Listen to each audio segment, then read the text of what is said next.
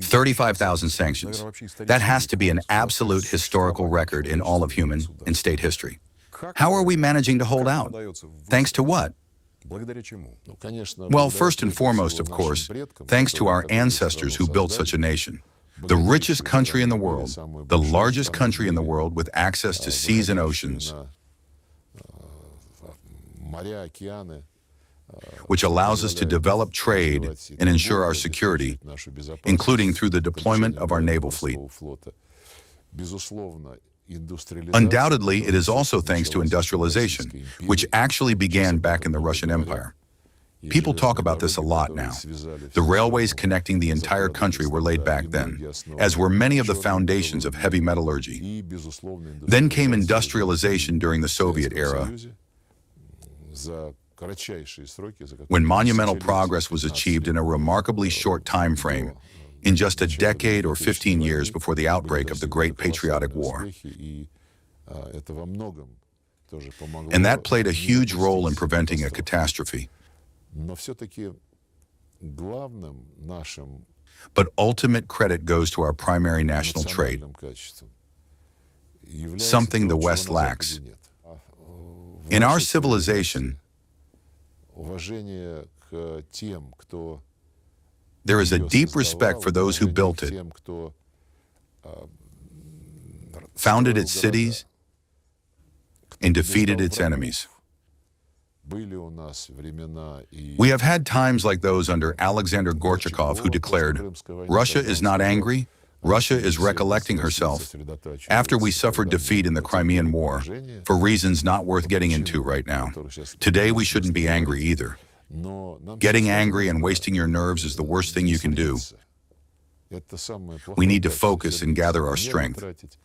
But a sense of healthy, righteous anger, that is entirely appropriate. Not to throw a fit, but to channel some healthy anger. Righteous anger, including in terms of the need to accelerate across the board, especially toward a technological breakthrough, which everyone is talking about right now. A resolute, no-nonsense determination that we must accomplish this. Getting angry with ourselves, thinking, "I want to achieve everything faster." We need that same kind of healthy fire on the external front, not falling into hysterics, but simply drawing a firm conclusion within ourselves. Just verify.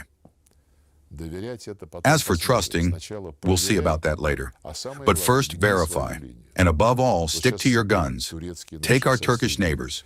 Now they're saying again that they are ready to help with Ukraine, while at the very same time signing NATO documents that explicitly call for restoring the territorial integrity of the Kiev regime.